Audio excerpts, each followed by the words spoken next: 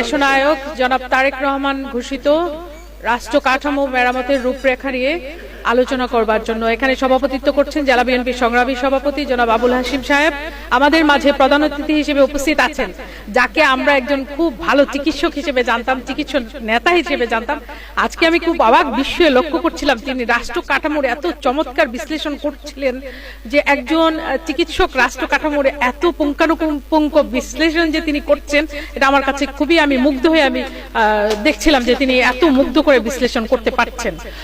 আমি আমার নেতা জনাব বিএনপির ভাইস চেয়ারম্যান জনাব ডক্টর এজেএম জাহিদ হোসেনের কথা বলছিলাম আপনাদেরকে। আমরা সবাই করতালির মাধ্যমে তাকে আরেকবার অভিনন্দন জানাই। তিনি এত সুন্দর করে আমাদেরকে আজকে রাষ্ট্র কাঠামোর রূপরেখা নিয়ে বুঝিয়ে দিয়েছেন।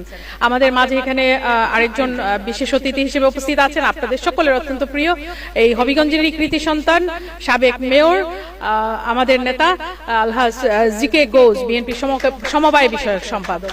আমাদের মাঝে এখানে জেলা বিএনপির অনেক নেতৃবৃন্দ আছেন, থানা বিএনপির নেতৃবৃন্দ আছেন, মহিলা নেতৃবৃন্দ আছেন। মহিলাদেরকে দেখলে আমার খুব ভালো লাগে, কারণ আমি চাই মহিলারা আরো আরো অনেক বেশি এগিয়ে আসুক। তারা রাষ্ট্র কাঠামো নিয়ে চিন্তা করুক। তারা শুধু চুলায় রান্না করবে এটা হতে পারে না, তারা রাষ্ট্র কাঠামো নিয়েও চিন্তা করবে, রাষ্ট্র কাঠামো মেরামতে তারাও হাত লাগাবে। তারা হাত লাগালেই রাষ্ট্র কাঠামো পরিপূর্ণভাবে মেরামত হবে। তো আমি যেটি বলতে চাই, আমাদের নেতা বিএনপির ভারপ্রাপ্ত চেয়ারম্যান তারেক রহমান যে রাষ্ট্র মেরামতের যে রূপরেখাটি দিয়েছেন সেটি অত্যন্ত গুরুত্বপূর্ণ। এটি বাস্তবায়িত হলে বাংলাদেশ প্রতিষ্ঠার যে উদ্দেশ্য সেটি প্রতিষ্ঠিত হবে। সেটি যেই উদ্দেশ্যে বাংলাদেশ 1971 সালে মুক্তিযুদ্ধ করে শহীদ রাষ্ট্রপতি জিয়াউর রহমান বাংলাদেশ নামক রাষ্ট্রটির ভূখণ্ডটির আবিষ্কার করেছিলেন, প্রতিষ্ঠা করেছিলেন, সেই রাষ্ট্রটি প্রতিষ্ঠার উদ্দেশ্য সফল হবে এটি যদি আমরা বাস্তবায়ন করতে পারি। এই 27 দফা, এই 27 দফায় প্রত্যেকটি বিষয় নিয়ে আপনারা অনেকেই এখানে বক্তব্য রেখেছেন, ভালো ভালো কথা বলেছেন অনেকে। আমি লক্ষ্য করেছি একজন শিক্ষক এখানে বলছিলেন কারিকুলাম নিয়ে, বাচ্চাদের প্রাইমারি স্কুলের টিচার, উনি কামাল স্যার বোধ না, উনি বলছিলেন যে বাচ্চাদের যে প্রাইমারি স্কুলের যে বইগুলো দেওয়া হচ্ছে সেখানে ইহুদিদের বিষয়গুলোকে অনেক বেশি প্রাধান্য দেওয়া হচ্ছে, সেখানে আমাদের মুসলমানদের বিষয়গুলোকে হাইলাইট করা হচ্ছে না ওইভাবে।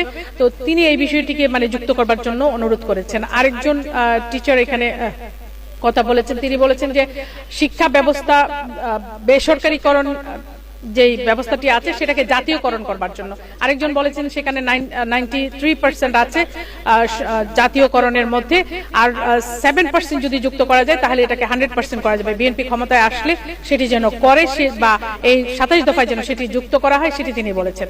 আমরা বলেছি আমরা একটি রেইনবো নেশন প্রতিষ্ঠা করব। কেন বলেছি?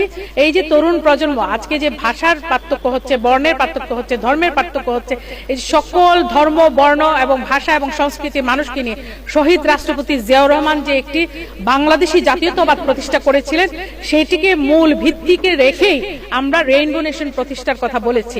বিএনপি এবং বিএনপির ভারপ্রাপ্ত চেয়ারম্যান তারেক রহমান এই রেইনবো নেশনের কথা বলেছেন। আমরা সকলকে অন্তর্ভুক্ত করবো এটার মধ্যে, যেটি আমাদের নেতা এখানে এজেএম জাহিদ হোসেন ভাই উনি অত্যন্ত পরিষ্কার করে বলেছেন অন্তর্ভুক্তিমূলক, সকলকে নিয়ে, কাউকে বাদ দিয়ে নয়, সবাইকে নিয়ে আমরা একটা রেইনবো নেশন করব, যেটি বাংলাদেশের সকল মানুষকে সমৃদ্ধ করতে, সকল মানুষকে সুখে শান্তিতে রাখতে সাহায্য করবে।